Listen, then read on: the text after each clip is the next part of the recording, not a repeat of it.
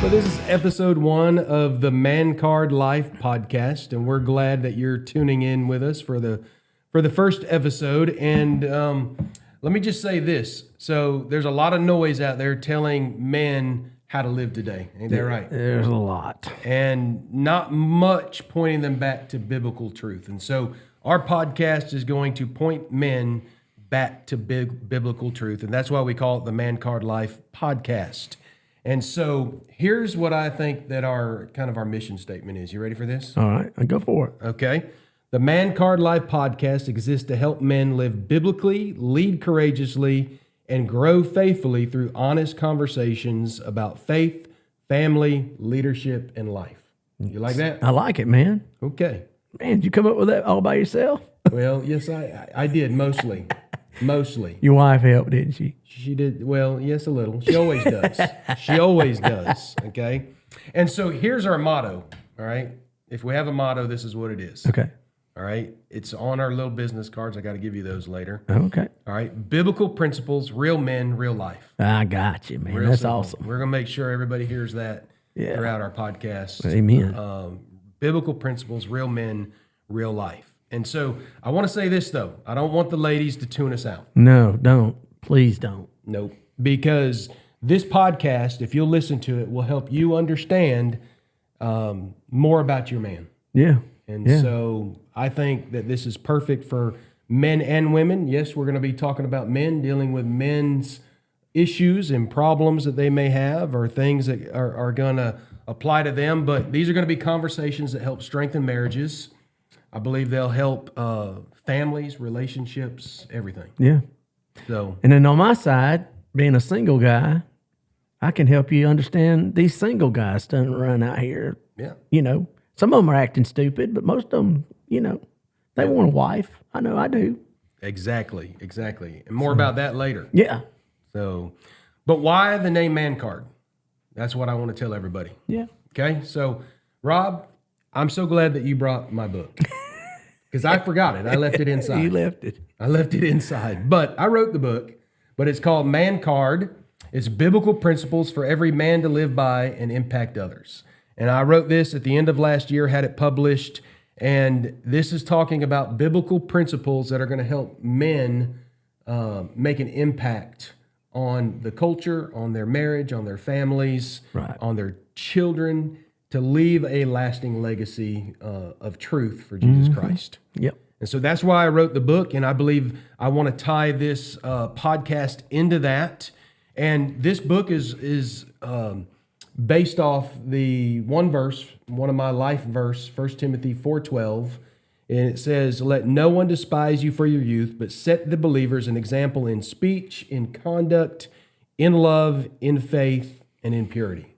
Amen. And so there's 5 areas that will sum up, I believe, our lives, men's lives, and everything that we think, everything that we do, I believe, is part of that verse. Yep. And so that's what caused me to write this book, is to give men a foundation.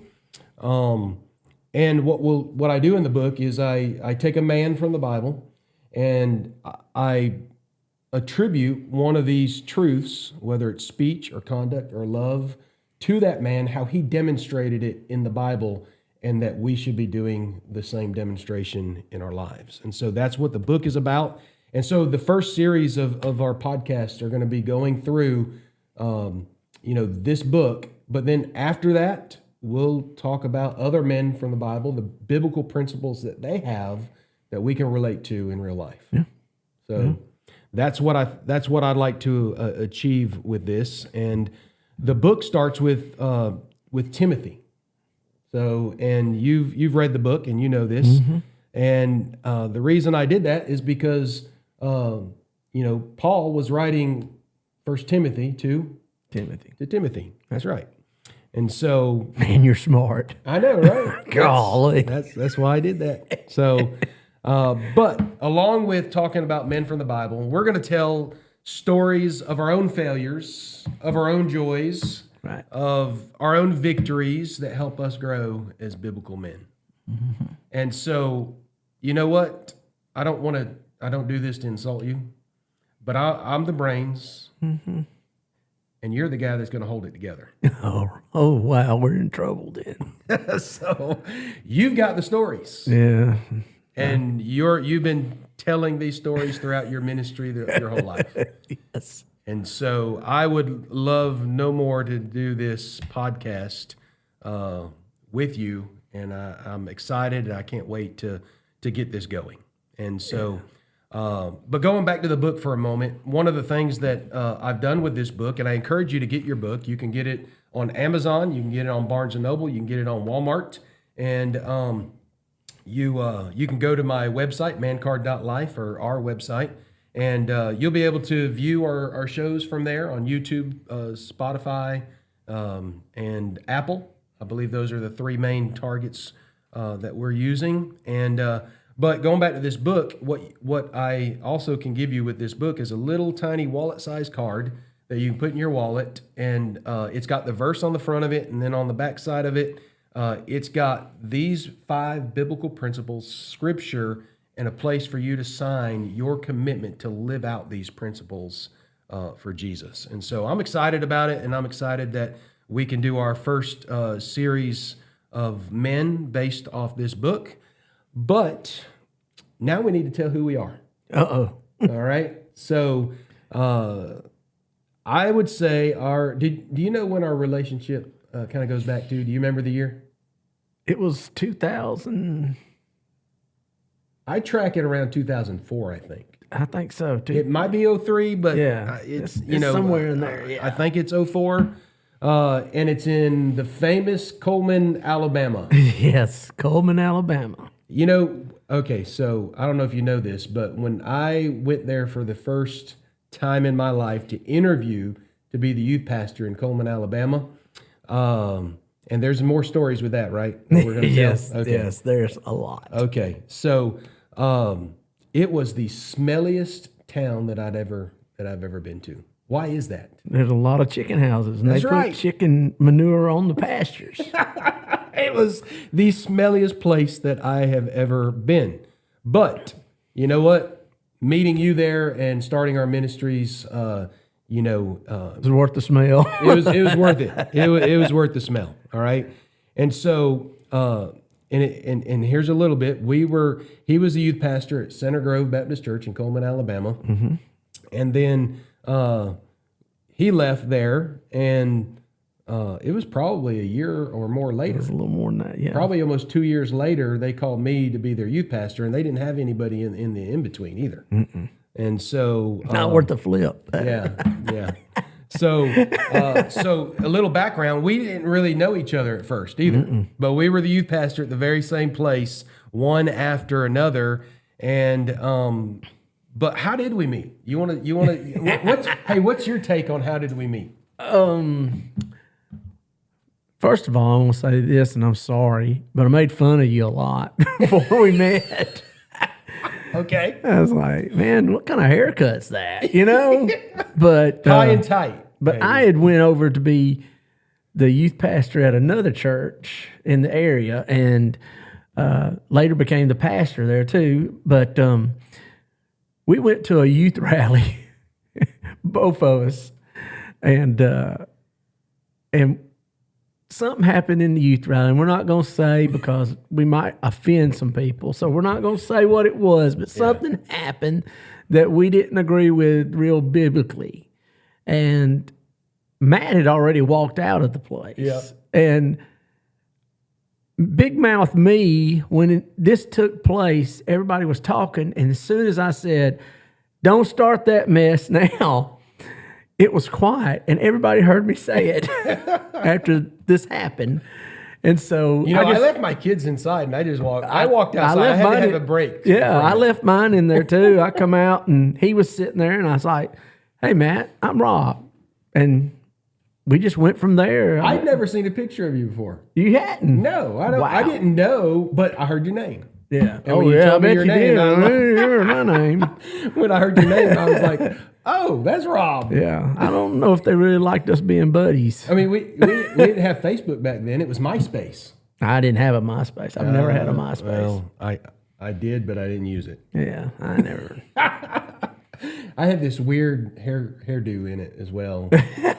My wife talked me into bleaching the tips of my hair. And I did that. I've had full blonde too. Okay. Now I got nothing. Yeah, and you made fun of mine. I did.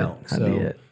So yeah, so that's how we met, and then it wasn't long after that, and we started Impact Ministries, right? Yeah. Well, we started working out together. Oh yeah, that's right. And eating at that nice restaurant. Remember at Eva, the hole in the wall that we was eating at? Man, that was some good food, man. We used to eat at the Mexican place in Coleman, and they named some dishes after us because we'd get the same dish each time. Mm-hmm. Yeah. So. Well, we used to go to the one place because they had the mariachi band. And I would sing with them. I'd get up there and sing with the mariachi band. I don't know if I wish I'd seen that. I don't know, buddy. I do know this. Back then, I was pretty heavy, and it was my birthday. And they told them it was my birthday, and those little Hispanic guys come out there, and two of them was going to pick me up in the chair. And they started, and they go, oh, no. And they had to call two more over to pick me up. It took four of them to get me up. Yep. And then they were like, oh, no, my back. I was like, sorry. Workman's comp. Yeah. Yeah. So, but we started Impact Ministries at some point. Yep. And, that Impact Ministries, we did youth retreats, we did men's retreats, and we did some mission trips through that as well.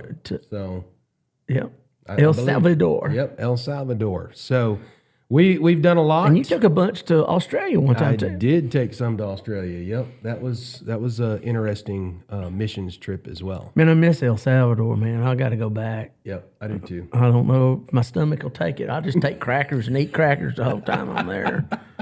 You don't want a pupusa? Oh man, yes, I do. You love their pupusas. Yeah. Now, I'm going to get in trouble probably from doctors here, but this is funny. I've had a lot of stomach issues, right? Right. Well, somebody said, you ought to take ivermectin for your stomach. Well, I did. Okay. Worms come out of me. Yes, they're supposed to. They come out of me. Yeah, and guess what? The worms were from Central and South America. Oh, you had them collected? Evidently, I had them there for a while.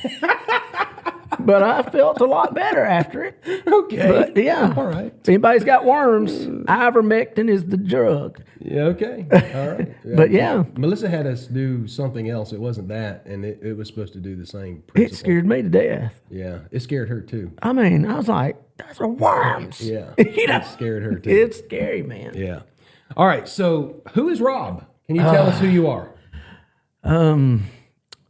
How did you start? I mean, we could go on about this. Dude, I was such a bad person before Jesus, I guess you'd say. And, moved from Georgia, go Dogs. Roll Tide. To Coleman, I think at the end of my junior year. Okay. Been in a lot of trouble and moved out there and got in with another rough crowd after I moved to Coleman. And, there was drugs involved, all kind of whippings and fights and all kind of stuff. And then one night I had started going to this church in Coleman, New Hope number 2. Yep. I started there. I was just going at night on Sunday night, something was telling me to go and I was going and, I'd been kicked out of the house. My dad kicked me out and it was kind of a tough time, but I started going and I met this family and their last name was the same as mine. And they were the woman was the youth leader and she just took me in like one of her kids. And then one night I was at a party and had all the stuff there with me, and it just hit me. Said, if Jesus comes back right now, how are you going to answer for yourself? And it scared me to death. I went and flushed the drugs down the commode, come back in there, told him, hey, look, I'm out of here.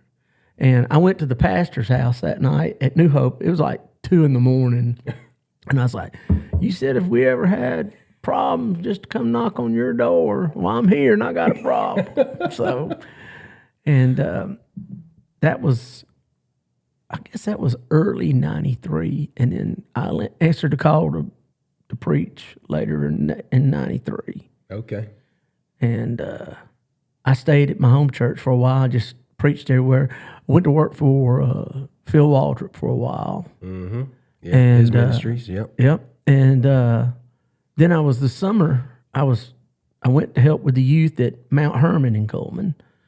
And great experience, man. Still, those kids, they were good too. And then when the summer was up, Center Grove came. We did a youth rally, me and the guy from Faith, and I think it was Brandon Pugh was at New Hope then. I think we all went in together and did a youth rally at Faith, and I had Phil Waldrop come and some big music guy we had come. I met him through Phil. I met Phil through Phil, but Center Grove was like, we need you to come talk to us. We need a youth minister. And so I ended up going to Center Grove. I was there 8 years, and God moved, man. I mean, it was a good. The first 7 years was awesome. Yeah. That was great. And man, took 72 kids to Centrifuge one year. Awesome. Awesome. That's unreal. Raised every bit of the money. Yeah. Oh, yeah. That's one thing, Center Grove. Yeah. We're paying for everybody. We had to raise a lot of fundraisers. I think fundraiser, you know what? In youth ministry, the two things I think are of the devil are this: fundraisers and lock-ins. I do not like lock-ins. No. Anyway, keep going. So, but then, when I left Center Grove, I went to, when I left Center Grove, I went to another church there in the area, Berlin, as the youth guy. And I ain't going to say I graduated, but I moved up to be the pastor after about 2.5 years, and had a good ministry there. And that's when me and you. Yeah. That's where we started. And we started Impact then. I think my last year at Berlin was our first youth camp over Christmas break at Mentone. Mentone, been there too. Man, coming up here, coming down here today, I was like, I'd like to go eat some of that food them old ladies cooked up there. Yeah. Man, they had good food, man. That was a great retreat center. Man. And yeah, good food, always. You remember the only thing, it was a girls' summer camp. Yep. So, like, all the shower heads, like, even me, it was hitting me right here. You had to bend over. Oh, so, wait a minute. Okay. I know. Right. No, you go ahead, and then I got one too. Well, even when we had the men's retreats there, Brent Sutton is my son's godfather, and he's like 6'7", and he was like, I had to bend all the way over. That's what I was. Hey, if you drop the soap, I had to get out of the shower, pick up the soap, and get back in. Get back in it. That's right, man. So that's how small those showers were, man. Yeah, but yeah, we did the men's retreat. We did a youth retreat there, and then we went to Panama City. Yeah, we did one there. We did two there. Yeah. You was gone. I was gone. I was deployed on one of them. Yep. And then, but I still wrote the Bible study and sent it back to y'all. Yes. You always had our ideas. You always been the idea guy.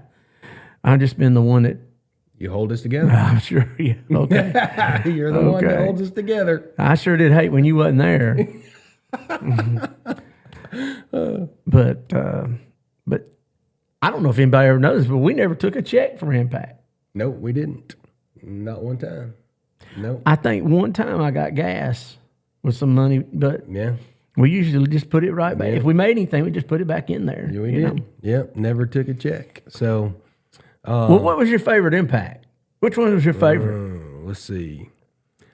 I like the what was the shoes one called? Surrender, yes. When the kids gave up their brand new tennis shoes, man. Yeah, that was gotta awesome. Make a sacrifice. Yep, that was awesome. Surrender your shoes. Yep. I like face to face too. I like face to face. But we'll never live down the one we called Stoned. Oh, our first one was called Stoned. So your memory is a lot better than mine. So I don't know, man. Yeah, We'll just see how it goes. you know these things. So, all right. Well, okay. We'll stop right there then. So, because we're gonna come back to that. So, what about me? Who am I? All right. So we know Rob. That's Rob Lambert. That's This is our co-host. I'm the other one. My name is Matt Bonnette. In case you don't know me, and so I grew up in church. All right, and so was drugged there all the time, and was very involved in the youth group. So totally opposite story, and I could quote so much scripture.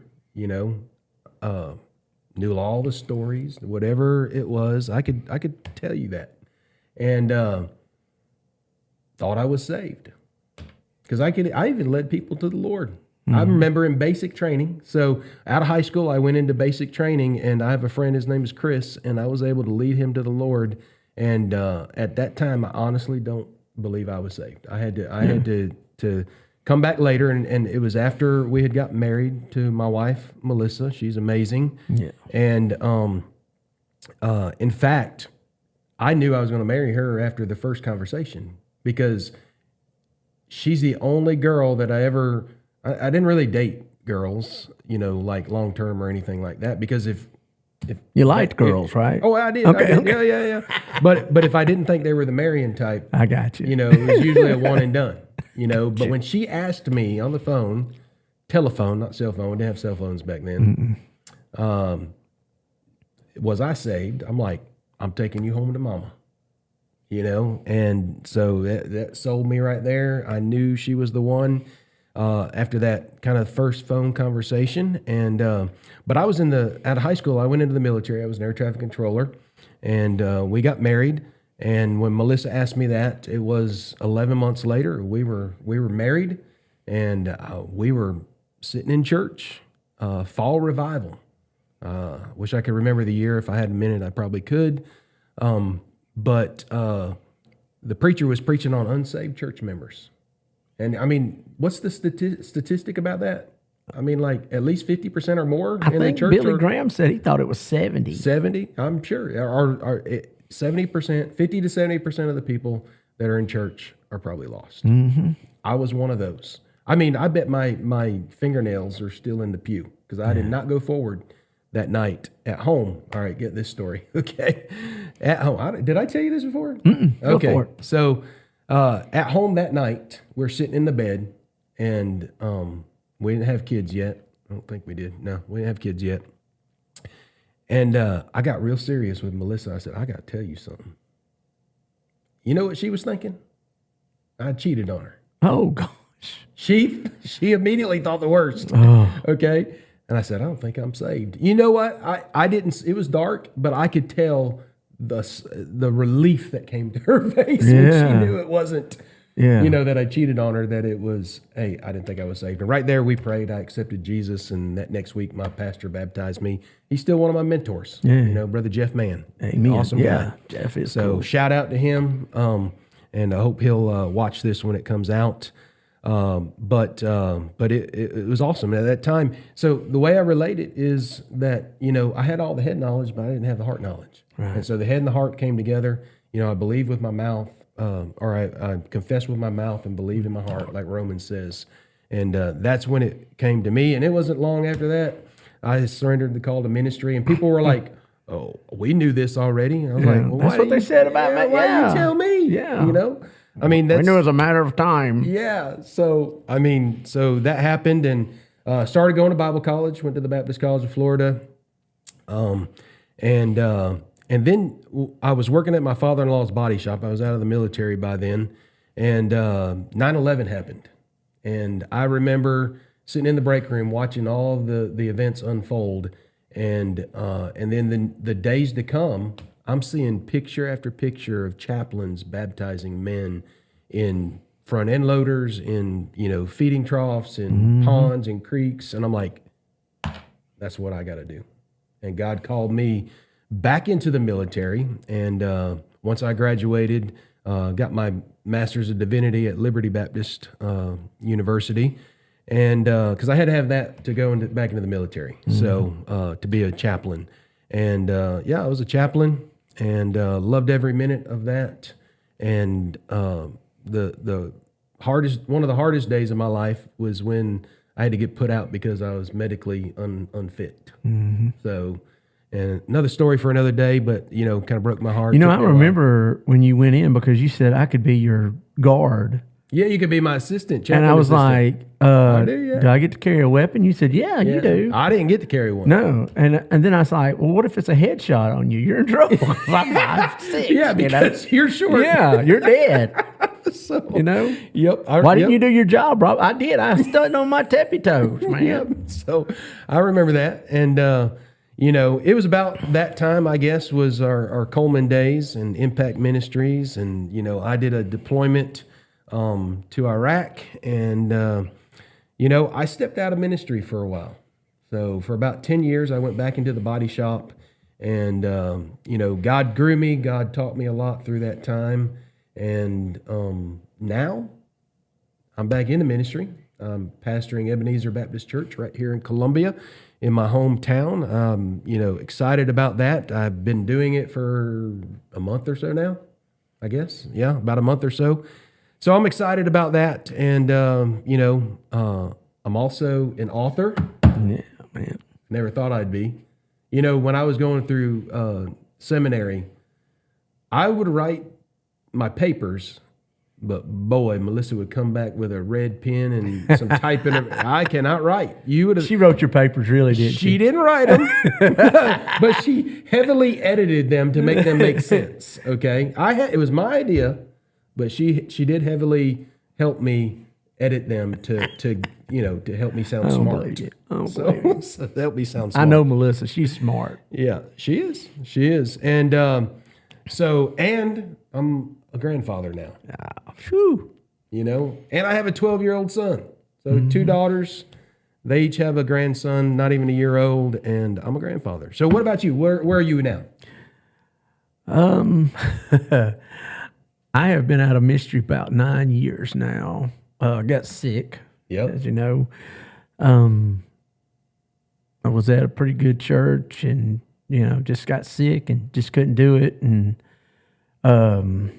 I've got chronic pancreatitis and diabetes and my neuropathy's real bad. But then I had a doctor give me pain pills with the aspirin in it, and now I got cirrhosis of the liver.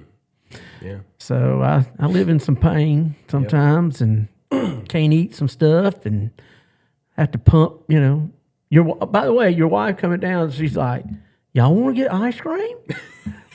Well, yeah. So I had to pump 100 units or whatever in my thing so I could eat my Blizzard. Okay. But that's her fault. That's her fault. That's her fault. All right. We got to use the bathroom. Where y'all want to stop? Dairy Queen. I'll have to get on to her for that. Yeah. But anyway, so I think I've preached twice in 9 years. Oh, okay. So, and I'm not bragging on them, but there was a time I was, using every time I had that I could leave the church, while I was pastoring or something. One summer I did work for World Changers too. I spoke at World Changers, and then about 2.5 years ago, my wife of 26 years left me, and we have a 15-year-old son now, and he lives with me, and that's been tough, man. And that's one of the things I want to help with is I know there's guys out there like me too. They're trying to be their best Christian, and it's hard being a single guy. Yeah. Because, if they're not throwing themselves at you, then they think you're trying to get them. And that's not how all of us are. No. Not biblical. Man. I told you the other day, I was like, I'm not going to do that. My son's 15. If I'm bringing women in all the time, that's not an example I want to set for him. Yeah. No. Yep. So, and for some reason we think that after we've been married once that we, outside of marriage is okay. And it's not. Nope. It's got to be within the marriage, Yep. So, that's where my heart is helping these guys and ladies. I mean, I want them to see that not all of us are, glory hounds or anything like that, Yep. I mean, there's some good guys out there, and I know me and your daughter was talking about, Upward. And man, that's a scary place, man. The dating sites are scary, dude. Golly. I could no, not. I'm glad that's not me. It's tough. I don't even do them no more. I did them, and I was like, this is not for me. Yeah. I mean, then you got all that social media stuff out there. And then I go to a church that's got no single ladies my age or even around my age. Yeah. I think but I think right now I'm called to do this to help other guys and to raise my boy. You know, that's right. Diesel's. He's a joy of my life, man, and I want him to do well. Yeah, absolutely. So, and I know you probably heard me tell this, but we was at when I was at Berlin way before Diesel was born. Like 10 years before he was born or whatever.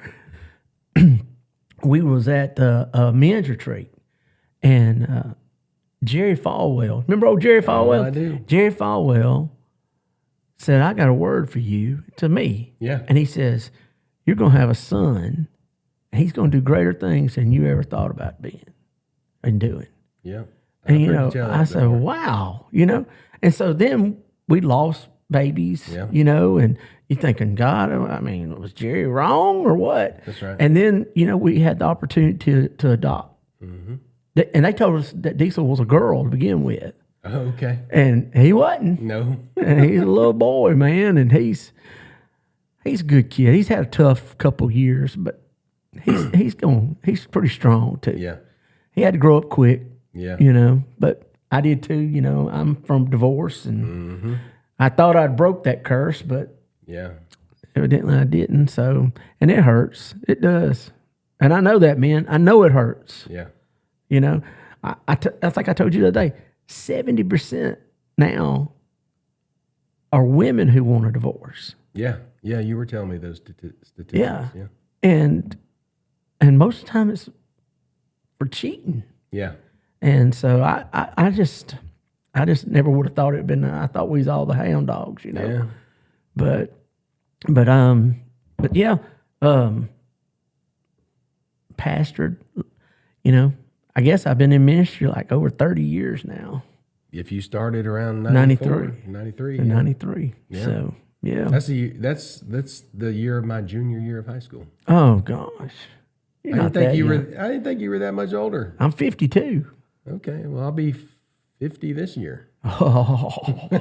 I graduated in 94. Okay. Well, see, when I moved, I had some problems with my senior year. Oh, okay. Like I missed 51 days the first semester. You had to repeat it? I had to repeat my senior year. All right. I got you. That's right. Okay. Yeah. But you know what? I had an A average in college. Okay. Yeah. Yeah. I was in at the Baptist College of Florida. What do they call it? Cum laude? Cum laude. Whatever that is. What is that? I don't know what. I don't even know how to say it. No. I had good grades. All right. Okay. I had good grades. So, yeah. I don't remember having that honor in seminary at Liberty Baptist, though, but I was at my undergrad. So, yeah.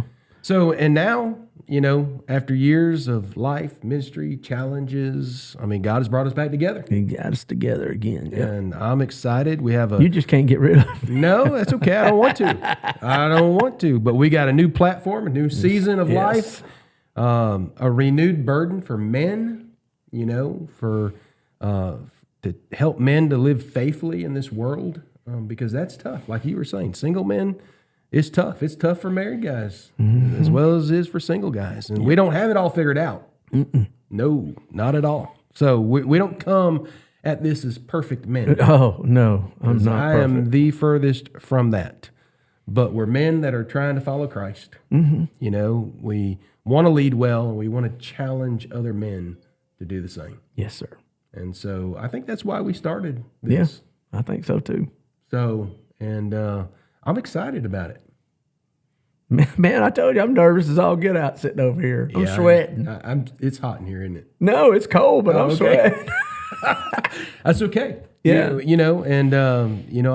I'm ready to get on with our episodes, and I can't wait to do the next one. Yeah. And we'll go through the book. We'll start with Timothy in our next episode, and we're just going to talk about the power of the impact that men can have in life. That'll be what we start.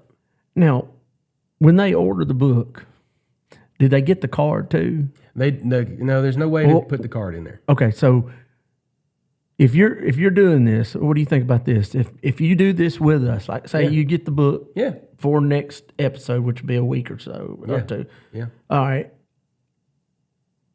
And you go through the book with us. Sure. Let us know, and we'll get you a card. I will get you a card. I will get it mailed to you somehow if you don't live in my area. And we'll do a little commitment ceremony at the end of it. Yeah. I like that. Yeah. Okay. I like that. I think that's a good deal, man. So we can do that. So good idea. Mm-hmm. So you participated in that. I'm holding it together. You know what we forgot to do? What? We forgot to start with our intro music. Oh my goodness. That was Didn't we? Part of our good stuff, man. That's what we wanted to do. Should I just do it right now? Just do it right now. This is awesome, y'all. Y'all love it. Here we go. I was a metalhead growing up, so I like me some rock too, man. Well, that's our intro music, and we are glad that you tuned in for this first episode that is really just who we are and why we started the MANCARD Life Podcast. And we want you to tune in each week. We've got a Facebook page. We've got Instagram, even though I haven't quite figured all that out yet. All right, we do. I can't figure out how to link them or to give you access to the Instagram. But there is an Instagram out there. Yeah. All right. I'm challenged in those areas. And but we also have a YouTube channel. So the video will be on the YouTube channel. Facebook. We have a Facebook page. We have a Facebook page. And there's a website, mancard.life. It'll take you to all of that. It'll take you to a spot to order the book. And if you want to buy in bulk, you get a discount. And so there's a place to click on there. It just emails myself, and we'll make sure you get that. But we'll have a way for you to reach out to us throughout these episodes. And like I said, at the end of this book, hopefully you'll have your copy of that card, the MANCARD, and you'll be able to sign it too. And you'll be able to help stay accountable. The card was designed to, if you're struggling a day, you can pull the card out of your wallet, look at it. What are you struggling with? Is it your conduct? Is it your speech? Right. Is it love? What is it? And there's some scripture on there for you to check yourself, and just a reminder that you made a commitment in these 5 areas. And so that's kind of what it's for. But, it's also to, pull your MANCARD out and check your buddy. Right. How you doing with this? Because we got to help each other. Yeah. Iron sharpens iron. Sure do, man. And so that's what all of this is designed for. So, yeah. Anything else in this episode?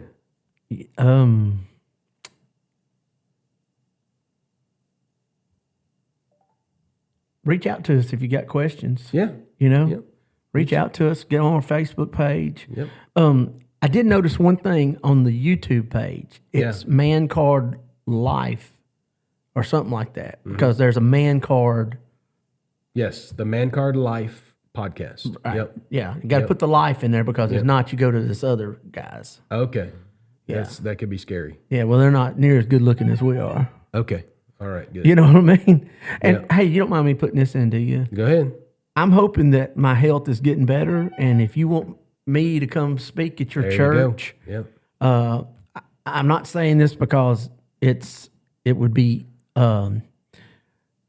your big crowd, but Sunday mornings are the best for me, because I have trouble driving at night unless I can get somebody to take me. Sure. But now Matt here is back in as a pastor, so y'all pray for him. They got him. Yep.